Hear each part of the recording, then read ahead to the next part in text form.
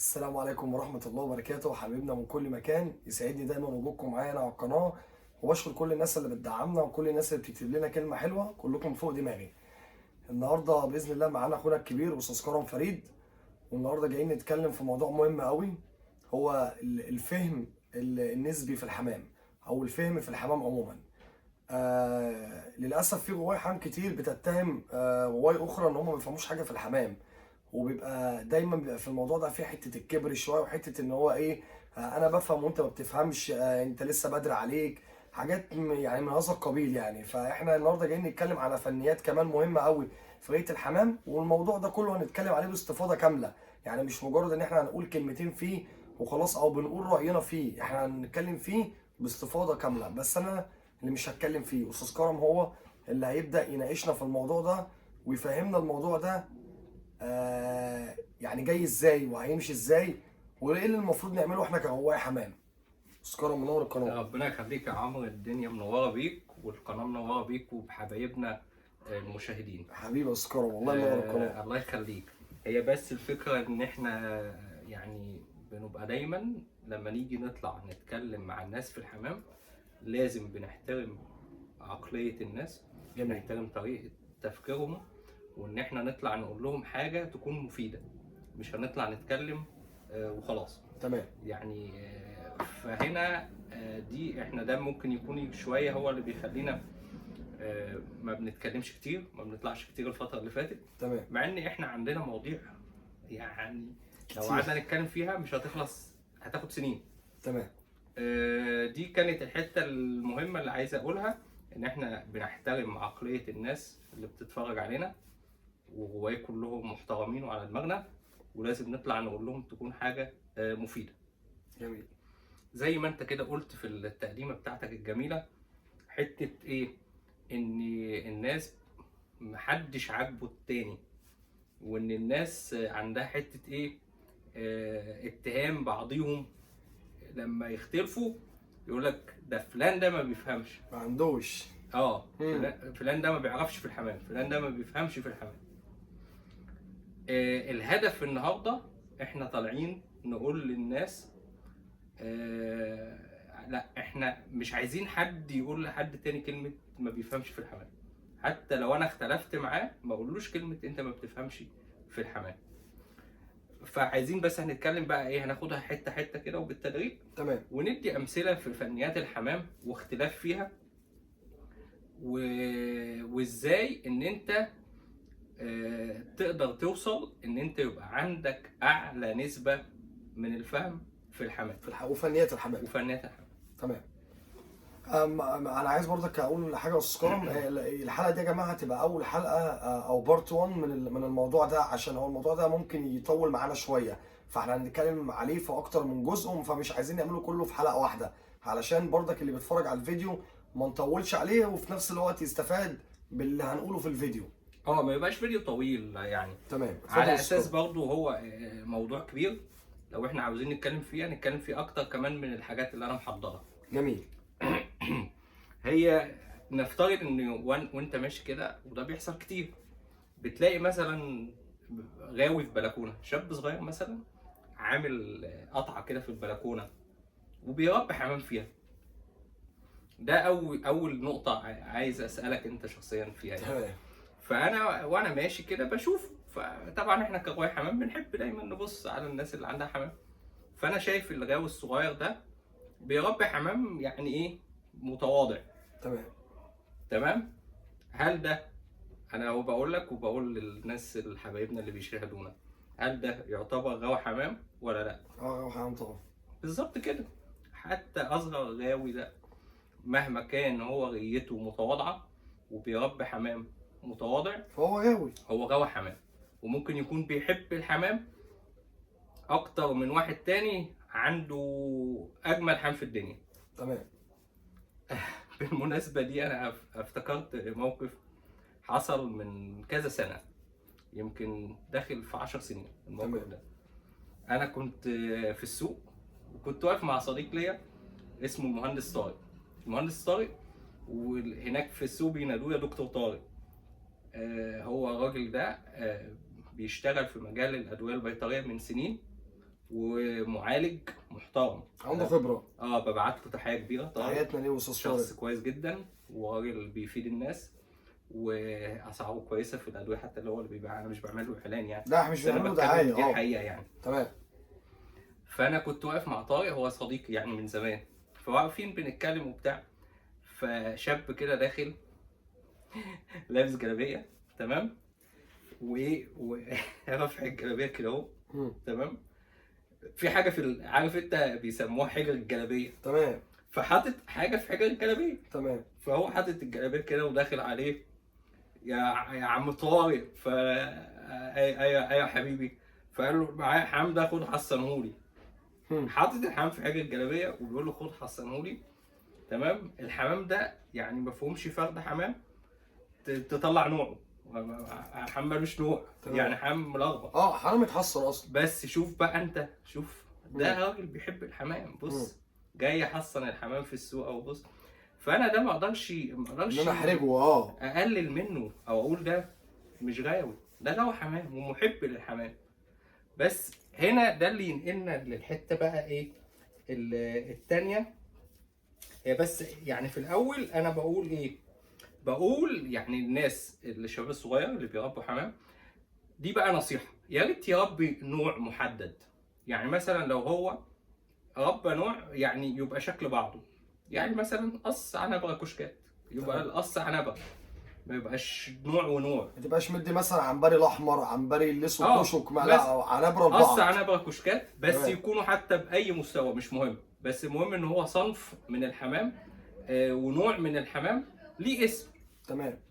وهكذا مثلا لو بيربي بلق، حتى لو اشترى قص بلق مستواهم اضعف حاجه، بس شوموندو مع شوموندو، حلس مع حلسيه، يبقى حمام نوع على بعض. وتفهم دي فيه تطلع دي فيه نصيحه يعني. بنصحها لكل الكويس الصغيرين، ان هو يبدا بالظبط، ما هو هيتدرج في الغايه. ايوه هتفهم، هيفهم شويه بشويه ويتدرج في الغايه لغايه لما يبقى عنده حمام كويس. جميل. بس هي الفكره انه ايه، ما يربيش حمام انواع مش معروفه، او حمام خليط، حمام ناتج تهجين.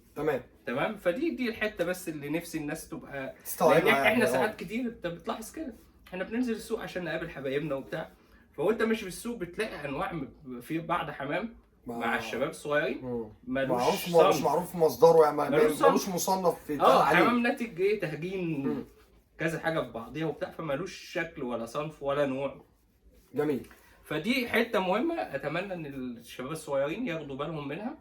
وهو دلوقتي هو يقدر يعرف حاجات كتير قوي عن الحمام عن طريق اليوتيوب مثلا، او عن طريق فيسبوك، او اي وسيله من وسائل التواصل الاجتماعي. جميل.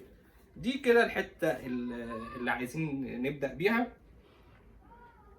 موضوع بقى الفهم في الحمام، او اتهام البعض للبعض ان هم ما بيفهموش. ما تفهمش في الحمام يا عم. ايوه. هي النهارده اما حد بيختلف مع حد يقول له انت ما بتفهمش، فده كلام غلط. ده احنا عايزين نعمل حاجه كده زي ميثاق شرف. في حاجه كده اسمها مثلا ميثاق شرف اعلامي، يعني بيبقى في مبادئ الناس بتمشي عليها، فاحنا برضه عايزين نقول للناس دي، للناس لحبايبنا الغواي، احنا عايزين يبقى في ميثاق شرف ما بيننا كغواي حمام، ما حدش يتهم حد انه ما بيفهمش، ما تقللش من حد. حتى لو اختلف معاه مش معنى كده ان التاني ما بيفهمش. احيانا اتنين يختلفوا مع بعض، هو ده بيتكلم في وجهة نظر وده بيتكلم في وجهة نظر، مش بيبقى نوع من عدم الفهم، هو بيبقى وجهات نظر مختلفة بس مش قادرين يوصلوها لبعضيهم. احيانا بيحصل كده. ايوه انا فاهم، بيبقى يعني انا مثلا عندي مصطلح او متربي على مصطلحات في الغايه معينه، وهو بيقول مصطلحات تؤدي لنفس المعنى، بس انا حاجه وهو بيقول حاجه، بس احنا الاثنين في طريق واحد يعني. بالظبط. تمام. بس هو مش قادرين يوصلوها لبعض عشان الصوت العالي. جميل. عشان حته ما بناخدش وندي، ما بنناقشش. طب انا هقول لك على حاجه بقى. اتفضل. كلمه خنزيره في مصطلحات. طب سيبها لي بقى دي عشان جايين لها. طيب ماشي. فعلا. لا انت انت مش متفق معايا على حاجه. لا مش متفق معاك. لا. طيب بص يا عم، انت محضره. هي جايه اهي، هي جايه برضه عشان في موضوع في الكلام اللي احنا بنقوله، مش اكتر. تمام. شايف اهو رقم 4 عندي، السحنه، القبله، القنه، القنطره، الخنزيره. جميل زي الفل. قلت لي حاجه؟ لا انت كده مظبط لي خلاص زي الفل. جايين لا. ماشي. فالنهارده انت ازاي بتحكم على غاوي انه بيفهم في الحمام كويس او ما بيفهمش في الحمام، مع تحفظي على كلمه ما بيفهمش. مفيش حد يعني يقول لحد انت ما بتفهمش، دي عايزين يعني نمسك شيلها من الكلمه قاموس دي الغيه خالص. ناخدها كده نرميها في البحر. تمام. تمام. فمش عايزين حد يتهم اي حد بانه ما بيفهمش في الحمام زي ما بعض الناس بتتهم بعضها. لكن انا دلوقتي عشان فكره انت بتحكم على غاوي انه بيفهم في الحمام كويس او ما بيعرفش في الحمام من ايه؟ انا بسالك اهو سؤال، ايه رايك انت؟ ماشي اسالني. انا سالت. انت بتسالني ان انا احكم على حد لو ما فهمش العمل. يعني احنا عايزين نقول وجهه نظر بقى، انت تقول وجهه نظرك وانا اقول وجهه نظري. هو انا يعني احيانا ممكن انت في ايه؟ لا مش غش. طيب. انا احيانا مثلا في شباب بتخش تكلمني هنا، بتبقى مثلا بتستفسر على تبعت لي انواع لحمام، وبتبقى مش عارفه الانواع دي ايه، هم لسه جدد في الغيه. تمام. فبيبدا يسالني النوع ده ايه والنوع ده ايه. ده انا من وجهه نظري انا ان هو لسه يعني حتى الف ب غيه مش عنده. فهو ده لسه جديد. تمام. فببدا ان انا ارد عليه وبنزل لفكره. تمام. ما بتكلمش معاه ان هو واحد معاه ما بتكلمش معاه ان هو واحد فاهم، وما برضاش اقول مصطلحات هو مش هيفهمها. صح. فبكلمه يعني حاجات هو هيفهمها. بتنزل للمستوى بتاعه اللي هو الف ب، على اساس تبدا تعرفه بالظبط الفكره بشكل مظبوط. بالظبط. لكن انا مش هقول له مثلا يعني هضايقه اقول له لا طبعا. بس انا كان سؤالي بقى، انا افترض دلوقتي انا هو واحد بتكلم مثلا عايز بحكم على ده مثلا، انا عندي شويه خبره في الحمام. تمام. هقدر احكم مثلا، فهحكم على ده انه بيفهم في الحمام كويس ولا ما بيعرفش في الحمام من ايه؟ لما ابدا بقى اشوف حمامه واشوف فكره في الحمام بتاعه. حلو قوي. انت قلت كده الحاجتين. تمام.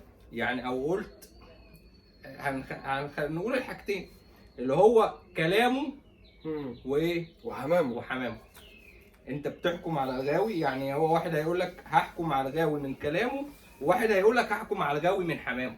يعني احيانا يقول لك لا، اللي بيتكلم انا مش هحكم على كلامه، لكن انا هحكم على ايه؟ بيربي ايه ده؟ على حمامه. اشوفه بيربي ايه. ودي وجهه نظر. والتاني يقول لك لا، لما يكون واحد بيتكلم كويس في الحمام انا هحكم عليه انه بيفهم او ما بيفهمش في الحمام. تمام. يعني بس كلمه هنا بيفهم وما بيفهمش مش بالمعنى تقليل من حد، لا احنا خلاص بقى احنا خدناها بمعنى بيفهم ان هو عارف في الحمام كويس، ما بيفهمش بمعنى ان ايه، هو ما عندوش معلومات صحيحه في الحمام. تمام. يعني حته بقى ما بيفهمش دي مش قصدنا تقلل من حد. تمام. خلاص، عشان دي احنا خلصنا منها.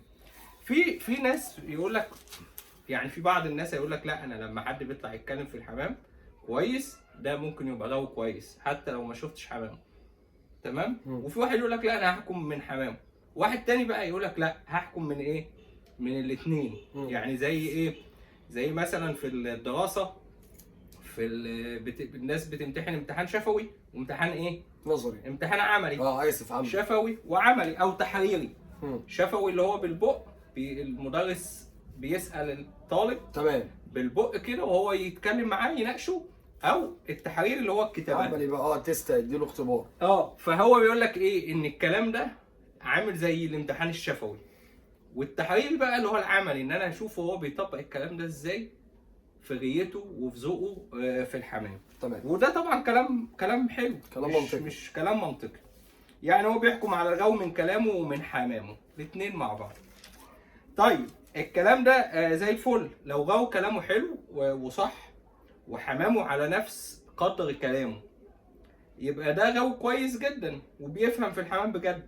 وهنا بيفهم بمعنى عنده خبرة حقيقية، مش بمعنى تقليل من حد ونقول ده ما بيفهمش. لا، يعني دي خلاص، ده احنا كلمة زي ما قلنا ايه، كلمة مرفوضة، مش هنتكلم فيها. تمام. يعني احنا مش هنقول على حد دي حتة ما بيفهمش دي خالص. تمام. يعني هنا حضرتك السكرم بتقول ان هو طالما بيتكلم في حمام كويس، طالما هو عنده حمام كويس، يبقى هو ده كده عنده خبرة حقيقية في الحمام.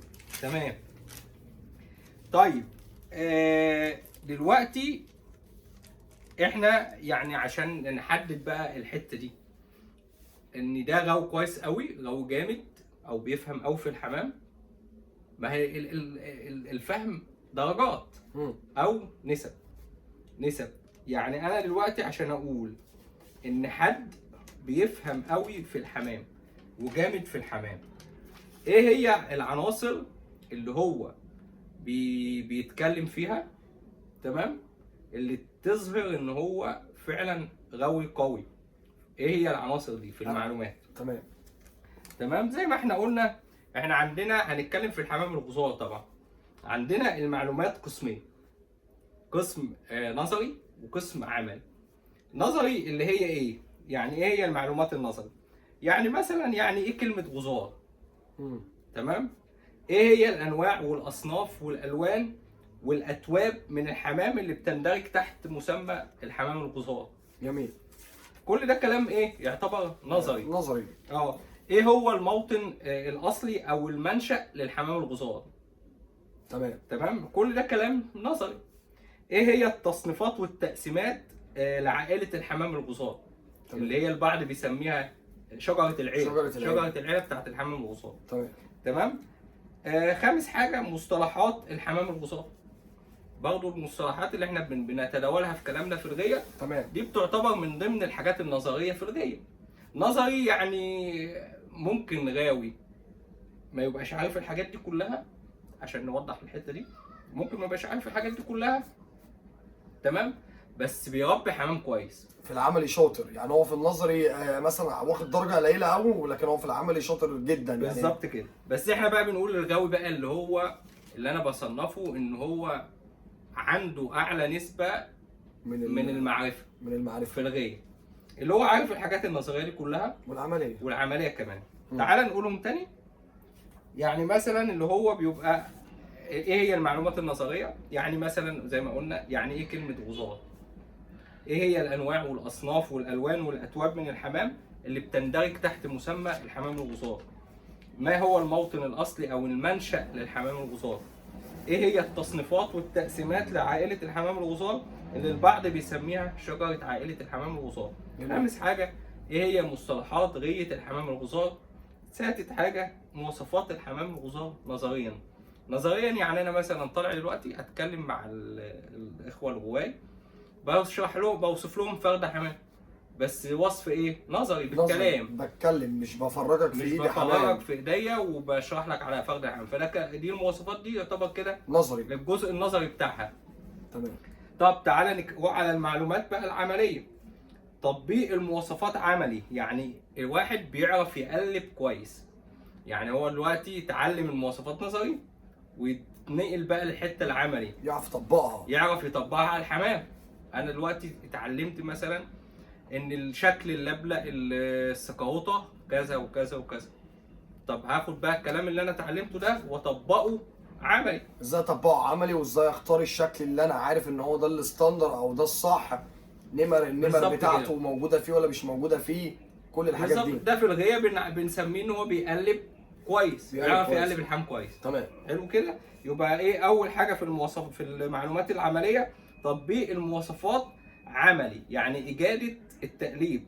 واحد بيقلب كويس، والحته دي بقى داخله فيها كذا درجه، يمكن قلناها قبل كده ان واحد بيقلب غير واحد تاني بيحكم. يعني دي درجه اعلى درجه في التقليب هو درجه ايه؟ التحكيم، لان هو بيدي قرار. طبعا الحكم هو اعلى درجه في التقليب. ده بروفيشنال خالص، ده بيقلب كويس قوي. تمام. تاني حاجه في الحاجات العملي اللي هي تفريخ الحمام الغزار.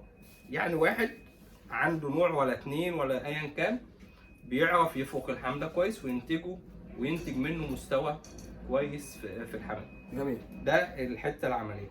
تالت حاجه، نش الحمام الغزار بنجاح. النش ده جزء مهم في الغيه.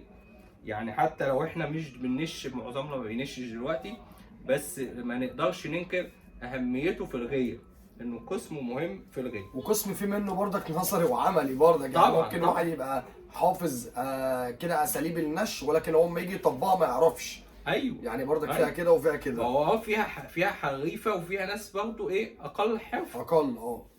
مفيش شك، زيها زي غايه الفرخ. تمام. يبقى احنا كده اختصرنا العملي في 3 حاجات، اللي هو اجاده التقليب الحمام، يعني التطبيق العملي للمواصفات، وتاني حاجه تفريغ الحمام الغصار، وتالت حاجه اللي هو النش بنجاح. احنا كده خلصنا اول 20 دقيقة اه كده، وبارت 1 طيب. كده هتقول حاجة فيه تاني؟ ممكن نقفل، هو احنا احنا كده عندنا كام؟ 20 دقيقة و18 ثانية او طيب 20 يبقى ثانية. ممكن نقفل ويستنونا للجزء اللي ان بعده. شاء الله استنونا في بارت 2، وهنكمل بقية الموضوع ده عشان في فنيات وسكيلز كده في الغاية لازم يبقى الشباب اللي طالعة بتحب الحمام تبقى عارفاها، عشان ما حدش يقولك بعد كده انت ما بتفهمش في الحمام. يعني باذن الله طالما متابعني هنا على القناة هنخلي كل الناس بتفهم في الحمام كويس قوي، تعرف تقلب الحمام كويس قوي. وبس اتمنى يعني كل اللي يتفرج على الفيديو ده يا جماعة يدعمنا. مش بطلب منك حاجة صعبة، يعني انك تعمل لايك للفيديو وتشير الفيديو عشان غيرك يستفاد، وانك تكتب كومنت برأيك عشان رأيك اكيد يهمنا. الحاجات دي مهمة جدا، وانا مش لازم ان انا كل فيديو اطلع اقولها لك، انا سايب الموضوع ده لذوقكم انتوا يعني. فربنا يا رب يعني يبارك لكم، وشكرا لكل الناس اللي بتدعمنا. اشوفكم في حلقة جديدة، والسلام عليكم ورحمة الله وبركاته.